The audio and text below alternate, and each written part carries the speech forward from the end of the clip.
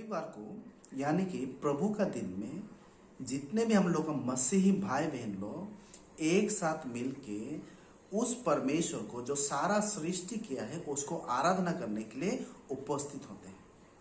और हमें ऐसे कुछ ऐसी चीजें हमें परमेश्वर संतान बनाने के लिए हमें बढ़ाते हैं। और अगर हम लोग सही से अगर उस काम को अगर करते हैं तो परमेश्वर का आराधना सेवा आराधना सही से होते हैं। आराधना हम लोग जब करते हैं तो हमें आत्मिक में हमें बढ़ोतरी मिलते हैं, हमें खुशी मिलता है, हमें ताकत मिलता है, हमें उत्साही हमें मिलता है। जो लोग आराधना से पहले जब वो लोग आते हैं तो लोग कहते हैं कि आज मैं बहुत थक गया हूँ, थकान महसूस हो रहा है, आज मुझे जाने का मन नहीं कर रहा है। पर जब वो लोग आराधना में आते, आने के बाद जब वो लोग आराधना खत्म होते तो उनको अच्छा महसूस होता है, उनको अच्छा लगता है, उनको खुशी मिलता है, उनको उत्साह मिलता है। और जब हम लोग परमेश्वर आराधना जब हम लोग करते हैं तो हम लोग के लिए भी एक अच्छा होता है, हम लोग को अच्छा महसूस हमें होते हैं। जैसे कि जब आराधना में हम आते हैं तो हम सब के लिए उस आराधना स्वर्ग जैसा हम लोग को बन जाता है, एक दवाखाना जैसा हम लोग बन जाते हैं।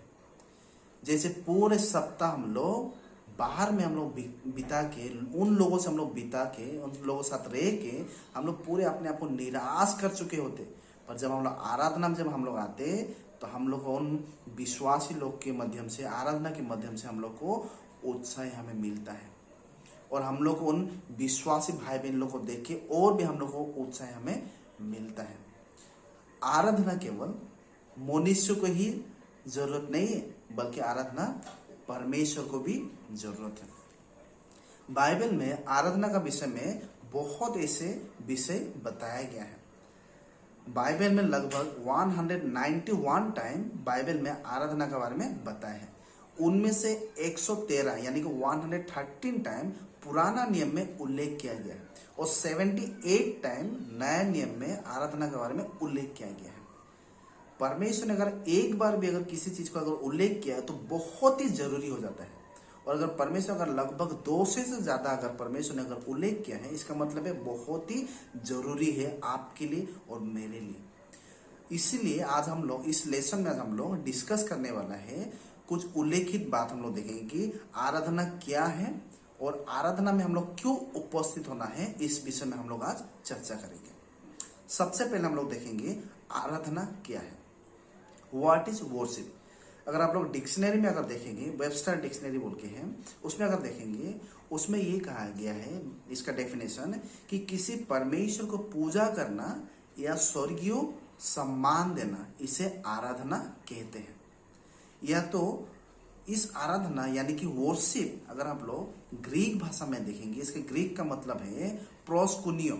इसका मतलब होता है चुम्बन देना या प्रणाम करना या स्वयं को प्रणाम करना या श्रद्धांजलि अर्पित करना या गहरे सम्मान हमें दिखाना, इसे कहते हैं आराधना यानी कि वर्शिप हम कहते हैं। बाइबल में ऐसे हम लोग को 4 आराधना के बारे में हमें सिखाता है। सबसे पहले हम लोग देखेंगे क्या आराधना में बाइबल सिखाता है।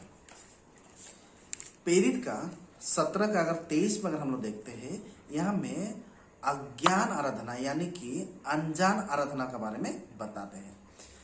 प्रेरित का 17 में अगर हम देखते हैं, पाउल ने एथेन देश में वहां में गया है और वहां में जहां में गया है, उस जगह में जहां में पाउल गया है, उस जगह में अक्सर लोग आते हैं कुछ नई बातें सीखने के लिए, कुछ नए आइडियाज के बारे में सीखने के लिए, जानने के लिए आते हैं। और हमें देखेंगे प्रेरित का 17 का 21 में थोड़ा देखेंगे, हमें वही कहते हैं, इसीलिए कि सब एथेंसवासी और परदेशी जो वहां रहते थे नई नई बातें करने और सुनने की सिवाय और किसी काम में समय नहीं बिताते थे। वो लोग नई नई बातें को सीखने के लिए, जानने के लिए ही वो लोग उपस्थित होते थे उस जगह में।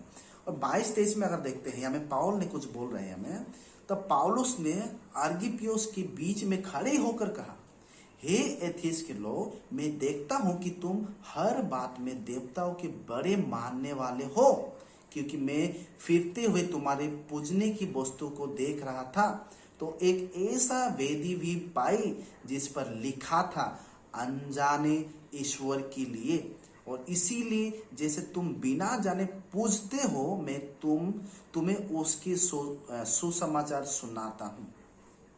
यहां में कहते कि अनजान आराधना, बाइबल हमें दिखाता है कि आराधना किस प्रकार का है। यहां में अनजान वाला आराधना। क्या आज भी परमेश्वर को हम लोग अनजान आराधना हम लोग कर सकते हैं? क्या संभव है आज? हाँ, आज भी हम लोग ऐसे आराधना हम लोग कर सकते हैं। जो मनुष्य लोग आज जो भी कर रहे हैं और कहते कि ये आराधना है, जो लोग विश्वास करते कि जो भी ये लोग मान रहे हैं बिना जाने जो आराधना कर रहे हैं, तो इसे आज हम लोग अनजान वाला आराधना हम लोग कह सकते हैं।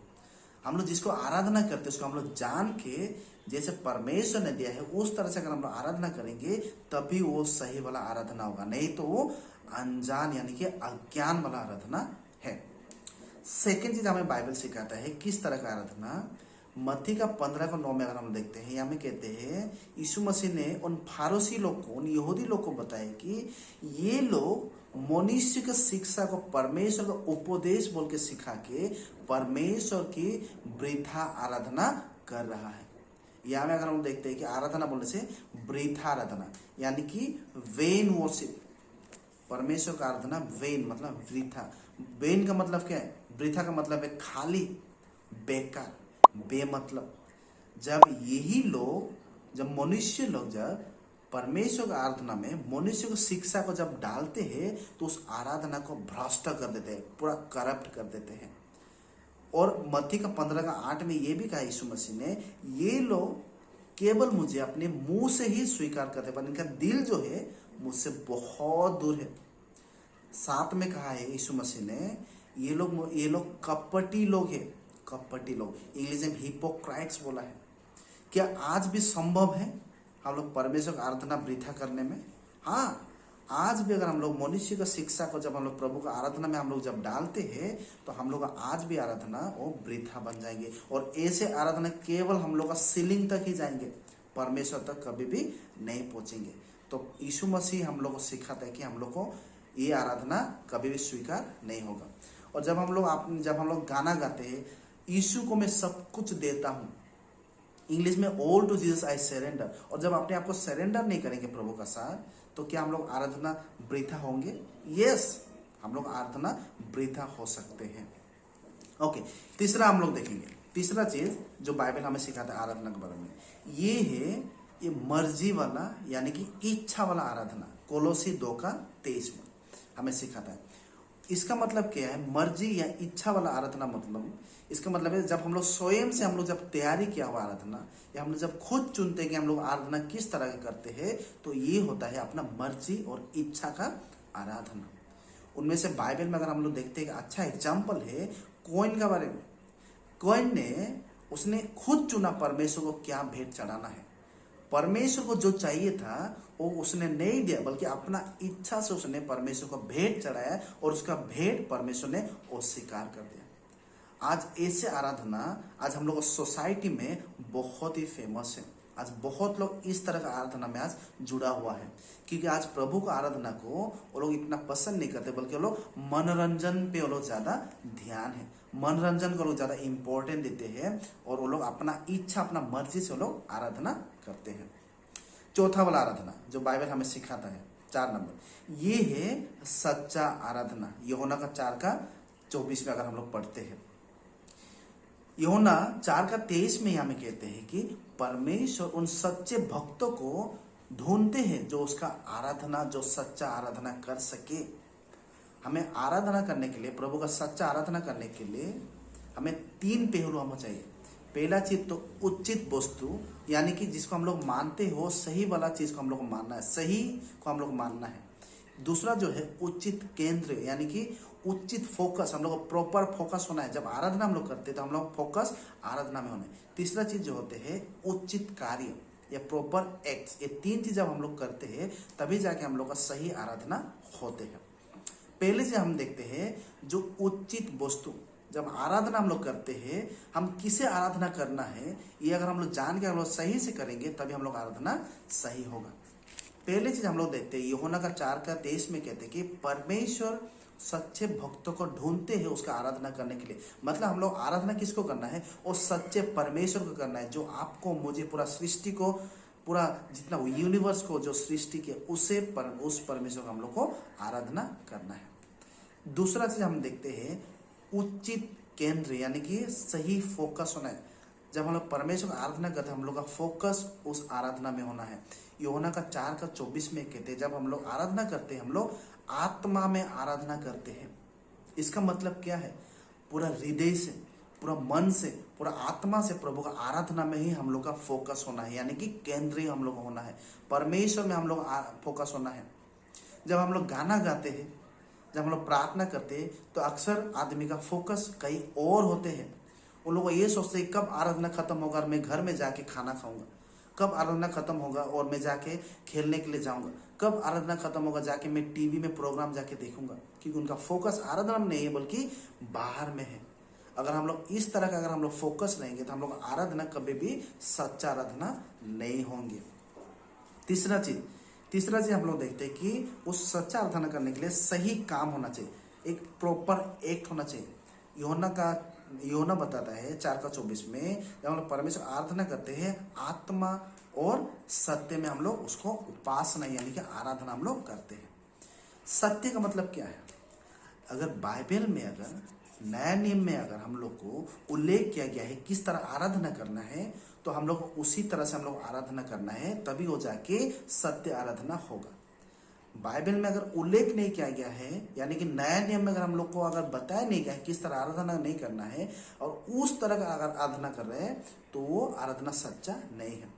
बाइबल हमें सिखाता है ऐसे 5 ऐसे चीज हम लोग को उल्लेख किया गया है बाइबल में जो आराधना में हम लोग को करना चाहिए। पहला चीज है प्रार्थना, फिर हम लोग करना है प्रचारक यानी कि शिक्षा, प्रभु का शिक्षा। तीसरा चीज हम लोग करना है प्रभु भोज हम लोग करना है। चौथा नंबर हम लोग को प्रभु के लिए हम लोग दान देना है। 5वां नंबर में हम लोग प्रभु के लिए हम लोग गीत हम लोग गाना हम लोग को गाना है। ये 5 चीज हम लोग करते हैं तभी हम लोग परमेश्वर का सच्चा आराधना हम लोग करते हैं। ये 5 चीज अगर हम लोग नहीं कर रहे हैं इसका मतलब हम लोग प्रभु का आराधना हम लोग सच्चे से हम लोग नहीं कर रहे। अक्सर लोग ये सोचते हैं कि जो रविवार को 10 से 11 बजे जो होते हैं, जो कुछ भी होते हैं वो आराधना ही है, इस तरह का लोग कहते हैं। पर एक्चुअल में जो कुछ भी होते हैं सब कुछ आराधना नहीं है, ये सब आराधना नहीं है। जो समय उस समय में जब होते हैं, जो आदमी लोग अक्सर इकट्ठे होकर जो करते हैं वो हर कोई चीज आराधना नहीं होते हैं। हम लोग अपने आप को चुन नहीं सकते कि क्या हम लोग को प्रभु के लिए करना है और क्या नहीं करना है। हम लोग को ये अथॉरिटी हम लोग को नहीं दिया प्रभु ने उन्होंने हम सबको वचन के माध्यम से हमें दिया गया है कि उसके आराधना में क्या क्या चाहिए और क्या नहीं चाहिए। अगर हम लोग उसी हिसाब से अगर हम लोग आराधना करेंगे तभी वो सच्चा आराधना होगा। अक्सर लोग ये कहते हैं कि हम लोग जो कुछ भी हम लोग अपने जीवन में करते हैं, जो भी हम लोग प्रभु के लिए अपना करते हैं वो सब आराधना ही है, पर ये सही नहीं है।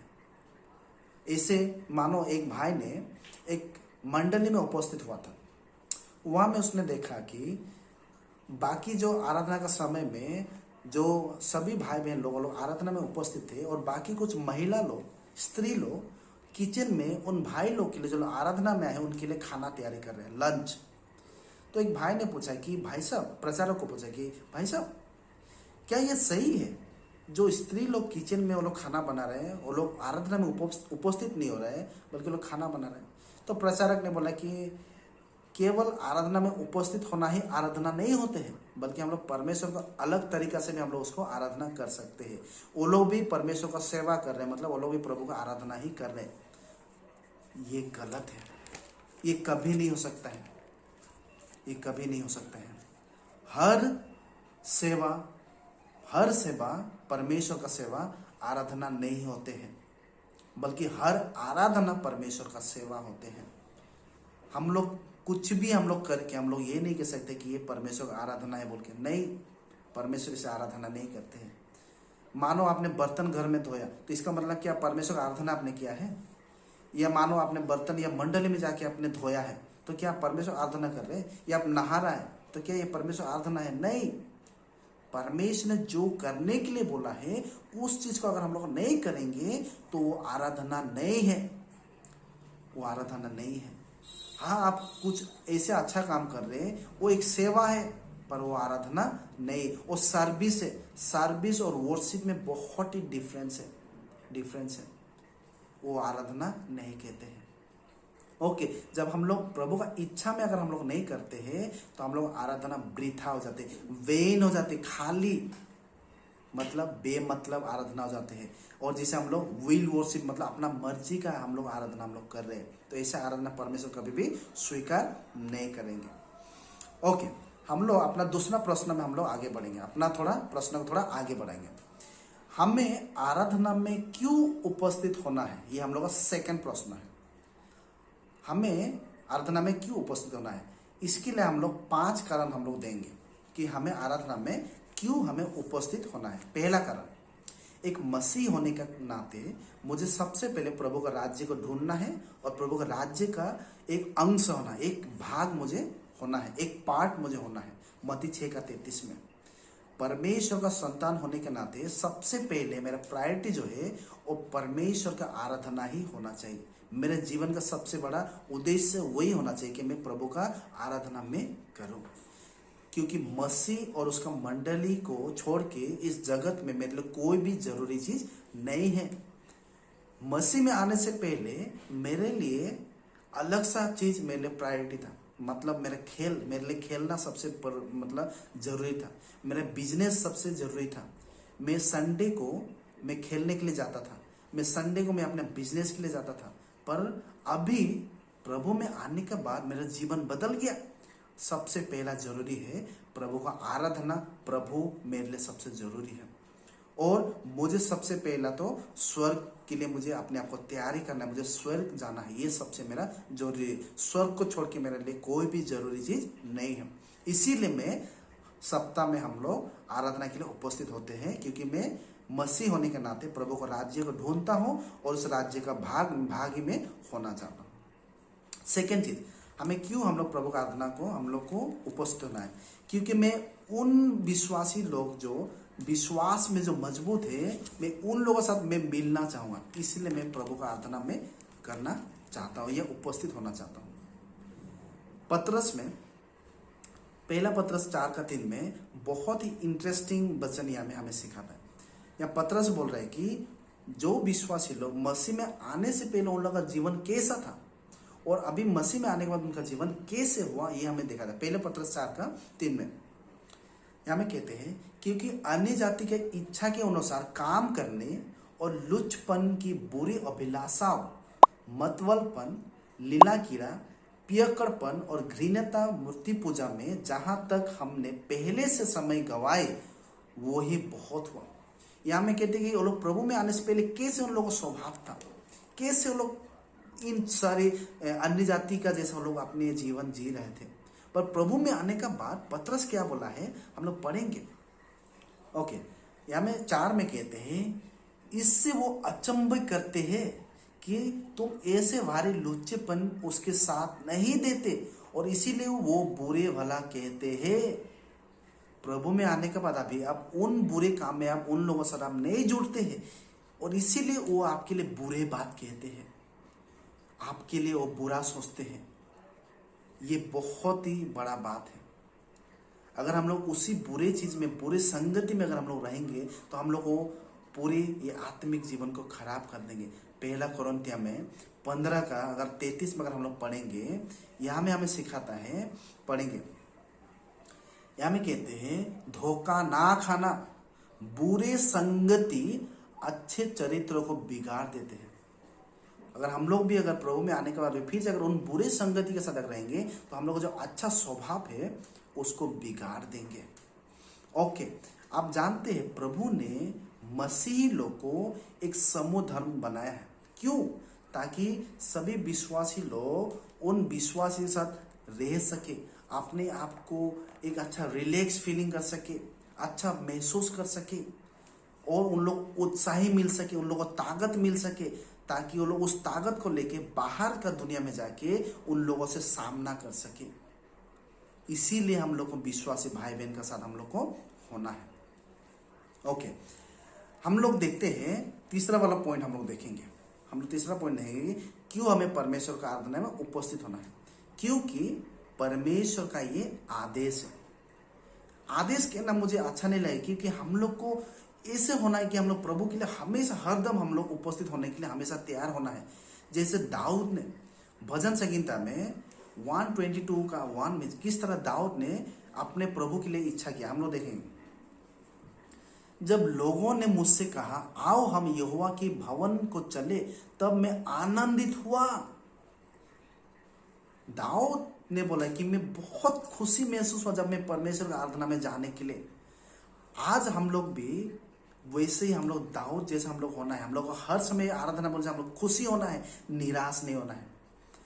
हमें नया नियम हमें सिखाता है किस तरह पहले शताब्दी का मसीही लोग किस तरह परमेश्वर की आराधना करने के लिए इकट्ठा होने के लिए हर सप्ताह लोग किस तरह लोग आते थे। प्रेरित 20 का 7 में अगर हम लोग पढ़ेंगे, हमें कहते हैं कि हर सप्ताह का पहले दिन में वो लोग एक साथ वो लोग इकट्ठे होते थे विश्वासी लोग। पहला कोरिन्थियों 16 का 1 और 2 में एवरी वीक सप्ताह का हर सप्ताह को वो लोग उपस्थित होते थे प्रभु को संगति करने, प्रभु को आराधना करने के लिए लोग उपस्थित होते थे। और यहाँ तक इब्री में भी हम लोग अगर पढ़ेंगे, इब्री का 10 का 24 में अगर हम लोग पढ़ेंगे 24-25 में, यह हमें सिखाता है, क्या कहते हैं, और प्रेम और भले कामों में उसकाना के लिए एक दूसरे को चिंता क्या करो और एक दूसरे के साथ इकट्ठा होने ना छोड़ो, जैसे कि कितने की रीति है, पर एक दूसरे को समझाते रहो, और जय जय उस दिन के निकट आते देखो, तय तय और भी अधिक ये क्या करो, इकट्ठा होना मत छोड़ो। परमेश्वर हमें आदेश दे रहा है, परमेश्वर चाहता है कि हम लोग इकट्ठा होना नहीं छोड़ना है। इस इब्री का पुस्तक में जब इब्री का लेखक लिख रहा था, उस समय में उस विश्वासी लोग इकट्ठा होना का जो आदत था उन लोगों का नहीं था। अक्सर लोग मिस करते थे प्रभु का आराधना, तभी इसमें कहा गया कि तुम लोग इकट्ठा होना ना छोड़ो, ये प्रभु का आदेश है। हम लोग को प्रभु का आदेश को हमें मानना है। हम लोग जब इकट्ठा होने हम लोग छोड़ते हैं तो हम लोग प्रभु का आदेश को हम लोग ठुकराते हैं। ओके, परमेश्वर का आराधना में कौन लोग त्याग करते हैं, परित्याग करते हैं? जो लोग बीमार होते, सचमुच का जो लोग बीमार होते उनके लिए मुश्किल है। जो लोग मसीही लोग मिलिट्री में जो लोग काम कर रहे हैं, आर्मी में, और उनकी जो कप्तान उनको बाधा दे रहे हैं आराधना करने के लिए, उनके लिए मुश्किल है। जिन लोगों को घर में बांध के रखा है, घर से बाहर निकलने नहीं रहे, उनके लिए मुश्किल है आराधना त्याग करना। पर जो लोग परित्याग करते हैं, ये लोग अपना इच्छा से लोग चुन के लोग परमेश्वर आराधना में नहीं आना चाहते हैं। ये लोग अपने आप को चुनते हैं। और कुछ लोग तो बहाना भी बनाते हैं कि मैं बीमार हूँ, और इस तरह का बहाना लगातार लोग बहाना बना बना के परमेश्वर आराधना में वो लोग आने के लिए नहीं मानते हैं। इनके बारे में अगर सोचते तो बहुत बुरा लगते हैं, क्योंकि ये लोग खुद चुनते कि प्रभु का आराधना में उपस्थित नहीं होने के लिए। ओके, 4 नंबर पॉइंट हम लोग देखेंगे कि क्यों हमें परमेश्वर की आराधना में हमें उपस्थित होना है। अगर हम लोग प्रभु की आराधना में उपस्थित नहीं होंगे तो हम लोग बहुत कुछ हम लोग मिस करते हैं, मतलब हम लोग से छूट जाते हैं। सबसे पहला विषय हम लोग क्या छूटते हैं? पहला विषय है हम लोग परमेश्वर को आराधना करने का मौका हम लोग खो देते हैं। उस परमेश्वर को जो आपको मुझे पूरा दुनिया को सृष्टि किया है, उसको धन्यवाद देने के लिए मुझे वो मौका नहीं मिलते हैं। जब मैं छोड़ जाते प्रभु का आराधना तो मैं परमेश्वर को क्या करते हैं? अपमान करते हैं। परमेश्वर को मैं प्रेम नहीं करता हूँ। तो बहुत लोग कहेंगे किस तरह से आपने बोला कि आपने अगर प्रभु का आराधना अगर छूट जाएंगे तो आप परमेश्वर को अपमान करते हैं, किस तरह? तो हम लोग उसके लिए एक एग्जाम्पल हम लोग देते हैं। मानो 2 दोस्त ने बातें किया, बोला कि हम लोग इस मंगलवार को 11 बजे आप मेरे घर में आना, हम लोग साथ में हम लोग बैठ के लंच करेंगे। और जब उस मंगलवार पहुंचा तो उसका दोस्त उस लंच का समय में नहीं पहुंचा। उसका दोस्त ने बहुत इंतजार किया, फिर वो नहीं आया। फिर कुछ दिन का उस दोस्त से मुलाकात हुआ और बोला कि दोस्त आपने क्यों नहीं आया, मैंने आपके लिए बहुत इंतजार किया। तो दोस्त ने बोला कि दोस्त मुझे आपके घर में आने का कोई ऐसा उद्देश्य नहीं था, कोई मतलब नहीं था, और इसीलिए मैंने दूसरा काम चुनने के लिए मैंने सोचा और मैं दूसरा काम में चला गया। सेकेंड टाइम आपने उसको बोला कि दोस्त मेरा शादी है और आपको मेरा दोस्त बन के आपको आना होगा, उपस्थित होना होगा। पर दोस्त ने बोला कि ओके बोला। और क्या हुआ, शादी के समय जब आया तब दोस्त ने उसका शादी में उपस्थित नहीं हुआ। उसने बहुत रोका, उसने वेट किया, पर उसका दोस्त वहां में नहीं पहुंचा। और जब उसका दोस्त जब उसको बाद में मिला तो उसने पूछा क्यों आपने नहीं आया, तो उसका दोस्त ने बोला कि दोस्त, शनिवार ऐसा एक दिन होता है जो मुझे छुट्टी मिलता है पूरा सप्ताह में, और उस दिन को मैं आराम करना चाहता हूँ, उस दिन मैं सोता हूँ।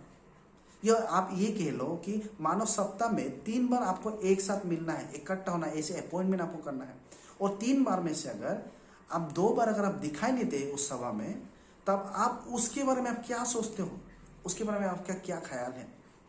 या इसी तरह जब आदमी लोग कहते कि क्या हमें हर सप्ताह हमें परमेश्वर को आराधना करने उपस्थित होना चाहिए, इस तरह का आदमी लोग कहते। फॉर एग्जाम्पल के लिए एक आदमी जब काम करने के लिए बाहर जाते हैं और जब रात का समय घर आते हैं, क्या वो जब कहते कि क्या मुझे हर दिन में अपना घर में जाना सही है, हर रात मुझे अपना घर में जाकर अपना परिवार से मिलना क्या मेरे लिए सही है, क्या जरूरी है, क्या ऐसे कानून है कि मैं हर रात को जाकर अपने परिवार से मिलूं? नहीं, ऐसा कोई कानून नहीं है। और जब उस आदमी अपना घर में जाने के लिए नहीं चुनते हैं, पर अपना परिवार से मिलने के लिए नहीं चुनते हैं, अपना बेटा अपना बच्चा से मिलने के लिए नहीं चुनते हैं, तो हम लोग क्या देखते हैं, वो अपना परिवार को प्यार नहीं करते, वो उसको क्या करते हैं, अपमान करते हैं, उसको इंसल्ट करते हैं, वो कंटेम्प्ट करते हैं। वैसे ही जब हम लोग परमेश्वर आराधना में जब हम लोग उपस्थित नहीं होते, तो हम लोग परमेश्वर को हम लोग प्रेम नहीं करते हैं। हम लोग कैसे कह सकते हैं हम लोग परमेश्वर को प्रेम करते हैं बोल के, हम लोग अपमान हम लोग करते हैं। एक प्रचारक ने कहा था कि हम लोग को हर सप्ताह हम लोग उपस्थित होना जरूरी नहीं है। ये सुन के एक प्रचारक भाई ने बहुत ही दुख किया उसका बारे में सुन के, कहा कि ये किस तरह का आदमी है, इसने कहा कि हम लोग हर सप्ताह में प्रभु का आराधना करना उपस्थित होना जरूरी नहीं है। तो आप कैसे कह सकते कि ये परमेश्वर का अपना पूरे हृदय से, पूरे मन से, पूरे ताकत से, पूरे आत्मा से प्रेम करते बोल के कैसे आप कह सकते हो? क्योंकि सबसे बड़ा आज्ञा, महान आज्ञा यही है, हम लोग परमेश्वर का अपना पूरे ताकत से, पूरे हम लोग हृदय, मन, ताकत और आत्मा से प्रेम करना है। ओके, सेकेंड चीज, हम लोग अगर जब आराधना में हम लोग उपस्थित नहीं होते, हम लोग क्या छूट जाते हैं, ये होता है परमेश्वर का संगति। जब हम लोग प्रभु से हम लोग लेते हैं तो हम लोग डायरेक्टली हम लोग परमेश्वर के साथ हम लोग संगति हम लोग करते हैं।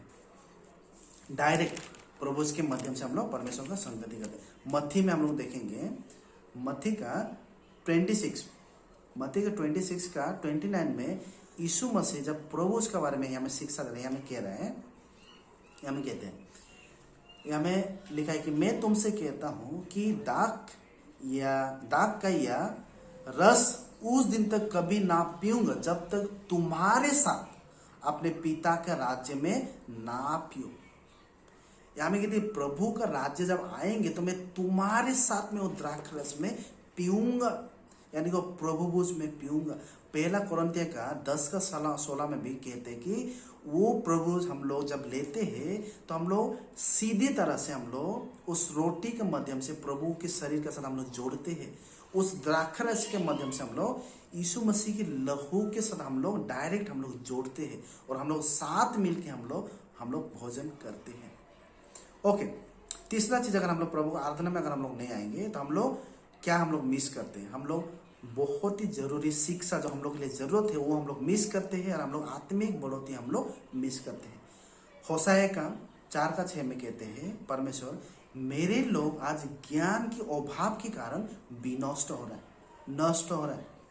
दूसरा पत्रस का 3:18 में कहते हैं, परमेश्वर आदेश दे रहे कि तुम लोग ज्ञान में और अनुग्रह में तुम लोग बढ़ो। हम लोग को बढ़ना है ज्ञान में। मानो जब आप सप्ताह का पहले दिन जब आप आते हैं हर सप्ताह, तो आप एक विषय आप सीखते हैं। अगर आप सप्ताह का अगर पहला दिन भी अगर आके उपस्थित होते हैं, और भी अगर आप बीच में अगर संध्या प्रार्थना में भी अगर जब उपस्थित होते हैं, तो आप सप्ताह में 2 चीज आप सीखते हैं। इस तरह से अगर आप देखा जाए तो लगभग आप 10 साल का बाद जो व्यक्ति सप्ताह में एक बार आते हैं वो 520 चीज सीखते हैं 10 साल में। और जो व्यक्ति सप्ताह में भी आते हैं और संध्या प्रार्थना में जब उपस्थित होते हैं और लगभग 10 साल में लगभग 1040 चीज सीखते हैं। तो आप बताइए अभी इन दोनों में से कौन ज्यादा आत्मिक में मैच्योर हुआ है या बड़ा है। ओके, तो हमें सप्ताह को हम लोग मिस नहीं करना है और संध्या प्रार्थना में हम लोग को छूटना नहीं चाहिए। और 5वां जो पॉइंट है, हमें क्यों परमेश्वर आराधना में उपस्थित होना है, क्योंकि हम लोग अपने विश्वासी भाई बहन के लिए मुझे उपस्थित होना है। इब्री 10:24 में हम लोग कुछ समय पहले हम लोग पढ़ा था। अभी हम लोग फिर से इसको हम लोग थोड़ा ध्यान से हम लोग थोड़ा देख के इसको हम लोग पढ़ेंगे। इसमें कहा है, और प्रेम और भले कामों में उस्काने के लिए एक दूसरे की चिंता क्या करो। एक दूसरे के लिए चिंता करना, उस्काने के लिए, उत्साही करने के लिए हम लोग को एक दूसरे को चिंता क्या करना है। जब हम लोग गाना गाते हैं, जब हम लोग प्रार्थना करते हैं, जब हम लोग शिक्षा देते हैं, जब हम लोग चेतना देते हैं, तो हम लोग एक दूसरे का हम लोग क्या करें, उत्साही करते हैं हम लोग। और एक बहुत ही मतलब मजाक का बात भी आप कह सकते हैं, फनी वाला बात, कि कभी कभी हम लोग बिना कुछ किए भी हम लोग आराधना में हम लोग एक दूसरे का हम लोग उत्साह हम लोग करते हैं। केवल आपको वहां में उपस्थिति होना है और उसकी वजह से आप एक दूसरे को उत्साह करते हैं। जैसे कि एक नए मसीही जब वो विश्वासी होते हैं तो एक बुजुर्ग लोग को उत्साह मिलता है और वो लोग जो परिश्रम किया है उसका फल उसको मिलते हैं। वैसे ही ऐसे जवान लोग जब विश्वासी होते हैं, अपना आराधना में जब विश्वासी को उपस्थित होते हैं, तो उन बुजुर्ग लोग को अच्छा लगता है, उनको उत्साह मिलता है कि वो लोग देख के, जो मंडली का भविष्य को देख के उन लोगों को उत्साह मिलते हैं। ऐसे बीच के उम्र के लोग जब विश्वासी होते हैं और जब उनको देख के और भी लोग को उत्साह मिलते हैं कि वो लोग किस तरह प्रभु को वो लोग पहले प्रायोरिटी दिया, अपना काम, अपना घर, अपना बिजनेस सब कुछ छोड़ के प्रभु के आराधना के लिए जब उपस्थित होते हैं तो बाकी लोग को भी हम लोग को उत्साह मिलते हैं। और वैसे ही जब एक बुजुर्ग लोग जब प्रभु की आराधना में जब उपस्थित होते हैं तो सभी को उत्साही करते हैं कि कैसे एक इतना बीमार का समय, इतना उम्र का समय में भी वो प्रभु की आराधना को कभी मिस नहीं करते हैं। वो हमेशा उपस्थिति होते हैं और उसको देख के हम लोग को और उत्साह मिलते हैं कि कैसे 50 साल होने के बाद भी प्रभु की आराधना को त्याग नहीं करते, 70 साल तक भी वो त्याग नहीं करते, कैसे विश्वासी है। ये देख के हम लोग को भी उत्साह मिलता है। हम लोग भी कहते हैं कि हम लोग क्यों नहीं कर सकते, हम लोग भी कर सकता है और हम लोग भी आत्मिक में हम लोग को और भी उत्साह मिलते हैं। और जब हम लोग देखते हैं बाहर में, जब मंडली वर्शिप करने से पहले हम लोग बाहर में, जब गाड़ी से भरा हुआ या साइकिल से भरा हुआ या बाहर में उस वर्शिप घर का बाहर में जब हम चप्पल जूता हम लोग बाहर में ज़्यादा देखते हैं, हम लोग और भी उत्साह हमें मिलता है। हम लोग और भी हम लोग को ताकत महसूस होता है, आत्मिक में और भी हम लोग ताकत महसूस करते हैं। ओके, और हम लोग एक तरह से हम लोग देखते हैं, जब हम लोग उपस्थिति होते हैं तो हम लोग के माध्यम से बाकी लोग को हम लोग उत्साही करते हैं। और जब हम लोग चुनते हैं गैर उपस्थिति, मतलब हम लोग उपस्थिति जब नहीं होते तो हम लोग एक दूसरे को हम लोग निराश करते हैं। हम लोग उपस्थिति हम लोग एक को उत्साही करते हैं और हम लोग गैर उपस्थिति हम लोग एक दूसरे को निराश करते हैं। अभी आपको चुनना है कि आपका उपस्थिति के माध्यम से आप एक भाई को उत्साही करना है या निराश करना है, ये आपको चुनना है। और जैसे कि एक भाई ने और एक ऐसी जगह में गया था आराधना के समय में, तो वहां में देखा कि बहुत कम लोग उस आराधना में उपस्थिति होते थे और बहुत कम लोग, उसको देख के भाई को बहुत दुख लगा, बहुत ही निराश महसूस हुआ। और वैसे ही एलाइजा को भी उस समय में उसको बहुत ही अकेला महसूस हुआ। जब पहला राजा बोले 19:10 में एलाइजा ने ऐसी जगह में गया जहां में कोई नहीं था सिवाय उसका, तो उसको बहुत ही दुख लगा, निराश उसको महसूस लगा। तो आज हम लोग को चुनना है कि हम लोग उपस्थिति के माध्यम से एक को हम लोग उत्साही करना है या हम लोग का गैर उपस्थिति के माध्यम से एक को निराश करना है। ओके, 6 नंबर पॉइंट में हम जाएंगे। 6 नंबर पॉइंट में क्यों हमें आराधना में हमें उपस्थित होना है। क्योंकि मैं अपना बच्चे को स्वर्ग में लेके जाना चाहता हूँ, इसीलिए मुझे उपस्थिति होना चाहिए। मानो जितने भी माँ बाप है, जो भी आप लोग ने अभी पहले से सुना है, उन सारा चीज को आपको उपयोग करना है, अपने बच्चे को सिखाना है, उनको सिखाने के पहले सबसे पहले प्रभु का राज्य को ढूंढना है, ये सिखाना है। उनको सिखाने की विश्वास में कैसे उन लोग को मजबूत होना है, ये सिखाना है। परमेश्वर का आराधना करने के लिए सिखाना है, उनको उत्साही करना है, उनको आत्मिक में बढ़ाना है, तभी वो लोग सीख पाएंगे। ओके, हम लोग देखते हैं यहाँ में जब हम लोग अपने बच्चे को आराधना में जब हम लोग लाते हैं और उनके जो गेम होते हैं उन गेम को छोड़ के जब हम आराधना में लाते हैं, उनको शहर से भी उनका जो घर होता है दूर होते, फिर भी हम लोग उसको अपने बच्चों को लेके आराधना में उपस्थित होते हैं, या उनको ज़्यादा होमवर्क भी होते हैं तब भी हम लोग जब उसको लेके आते, और जब हम लोग उनका जितना भी काम होता है उनको सबको छोड़ के जब आराधना में लाते हैं, तो हम लोग ये सिखाते हैं कि सबसे पहला जो है वो परमेश्वर है। और हम लोग परमेश्वर को अगर हम आराधना में उसको उपस्थित नहीं करते, उनको होमवर्क में रख देते, उनके कामों में भेज देते, खेल में भेज देते, तो हम लोग ये सिखा रहे हैं कि परमेश्वर से भी बड़ा आपका काम है, परमेश्वर से बड़ा आपका होमवर्क है। ये हम उन लोग सिखाते हैं। हमें सिखाना है कि ये जो जागतिक काम से सबसे बड़ा जो है हम लोग का परमेश्वर है। हमें उनको ये सिखाना है। अगर आप परमेश्वर के आराधना के लिए, अगर आपका बच्चे का अगर खेल भी अगर मिस हो रहा है, वो ट्रॉफी भी अगर आपको नहीं मिल रहा है, वो हार अगर मिल रहा है, तो भी वो लोग ने बहुत कुछ लाभ किया है अपने लिए। थोड़ा कुछ खो के वो लोग ने बहुत कुछ लाभ किया है, और वो लोग ने ये सीख मिला कि हम लोग को इन सभी चीज़ों से परमेश्वर सबसे पहला है। और जब वो लोग बड़ा होंगे, जब वो लोग बड़े होंगे, जब अपने आप जब चुनने के लिए जब वो लोग सीखेंगे, तब लोग सही चीज़ को लोग चुनेंगे। अगर आप जैसे आपने शिक्षा दिया है उसी अनुसार वो लोग सीखेंगे। अगर आप सिखाए बचपन से कि प्रभु सबसे आगे है, तो प्रभु के लिए हमेशा वो आगे जाएंगे। और अगर आप ये सिखाएंगे कि प्रभु से भी आपका काम, आपका खेल बड़ा है, तो लोग बड़ा होके भी वही चीज़ को वो लोग करेंगे। हितोपदेश में हम लोग को सिखाता है कि हितोपदेश का 22:6 में, यहाँ में क्या सिखाता है हम लोग पढ़ेंगे। 22:6 में हितोपदेश, इसमें कहते हैं, लड़कियों को उसी मार्ग को शिक्षा दो जिसमें उसके चलना चाहिए, और वो बुढ़ापे में भी उससे ना हटेगा। बच्चे को ऐसे शिक्षा दो कि वो उसी रास्ता में चले, और जब बूढ़ा हो जाएगा तब उससे वो हटेगा नहीं। हमें अपने बच्चे को हमें सिखाना है। हम लोग अपने बच्चे को प्रभु का शिक्षा देना है, उपस्थिति हम लोग को लाना है, उसके आराधना में लाना है उसको, तभी वो लोग सीख पाएंगे, तभी वो लोग जान पाएंगे।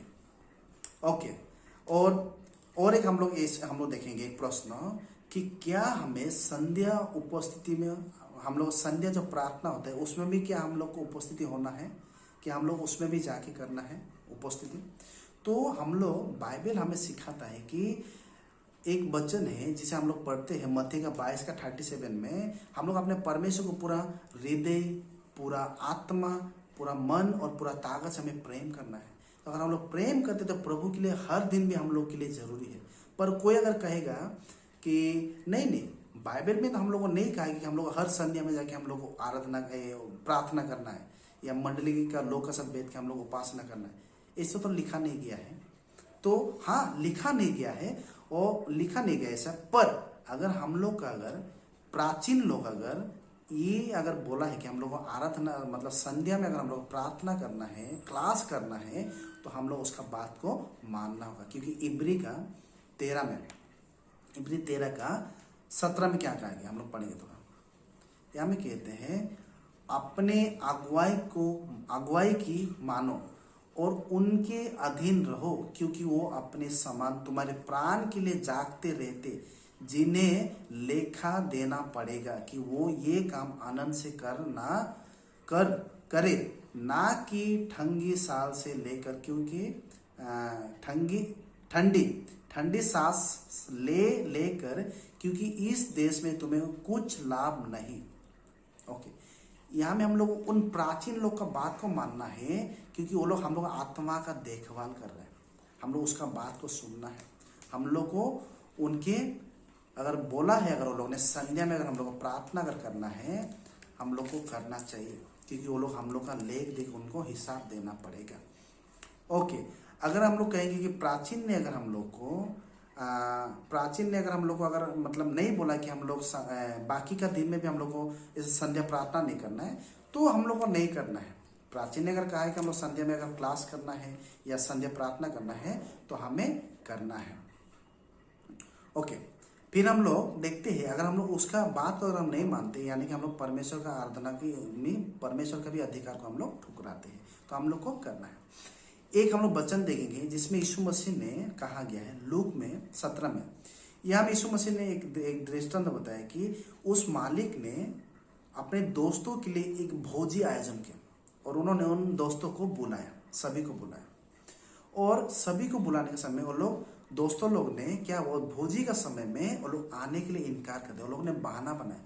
किसी ने कहा, एक दोस्त ने कहा कि मैं अभी भी एक नया जमीन लिया है, उस जमीन को देखने के लिए जा रहा हूं, इसलिए मैं आ नहीं सकता, मुझे माफ करना। और एक ने कहा है कि मैं अभी अभी ऐसे कुछ बेल लिया हूं, जो मैं अनाज करने के लिए जो बेल मैंने लाया हूं, उसको मैं 5 बेल लाया हूं, उसको मैं परीक्षा करने के लिए जा रहा हूं, इसलिए मैं आ नहीं सकता, मुझे माफ करना। और एक ने कहा कि मैं अभी अभी नया नया शादी हुआ हूँ, मैं अपना बीवी के साथ में रहना चाहता हूँ, उसको छोड़ना नहीं चाहता, इसलिए मैं आ नहीं सकता, मुझे माफ करना। जब ये बात सुना तो उस मालिक ने क्या किया, अपने दास को बोला कि बाहर में जाओ और सभी को, जो रास्ता में रहने वाला सभी को बुलाओ और उनको भोजन के लिए आयोजन करो, क्योंकि जिसको मैं बुलाया था वो योग्य नहीं है जो मेरे साथ आके बैठ के खा सके, उनको मौका नहीं मिलेगा। तो हम लोग को आज बहाना नहीं बनाना है, परमेश्वर को उपस्थिति आने के लिए हम लोग को बहाना नहीं बनाना है। हम लोग को परमेश्वर को बिजनेस नहीं चला रहे कि वो हम लोग को बहाना को कलेक्ट करें। परमेश्वर ने अगर हम लोग को आदेश दिया है उपस्थिति, हम लोग को आराधना में उपस्थिति होना है, तो हम लोग उपस्थिति होना है। अगर हम लोग को संध्या प्रार्थना, अगर हम लोग को कोई, अगर हम लोग प्राचीन लोग अगर हम लोग बता रहे हैं तो हम लोग को करना है, क्योंकि ये हम लोग अपना फायदा के लिए है। जितना हम लोग प्रार्थना करेंगे संध्या में, जितना हम लोग बाइबल क्लास करेंगे, तो हम लोग उतना ही हम लोग सीख पाएंगे और हम लोग उतना विश्वासी हम लोग बन पाएंगे। तो एक मसीही जीवन होने के लिए आपका आराधना में या उसका उपासना में हम लोग को उपस्थिति को हम लोग को परित्याग नहीं करना, बल्कि हम लोग एक विश्वासी बन के हम लोग को, हम हर आराधना में हमें उपस्थिति होना है। धन्यवाद।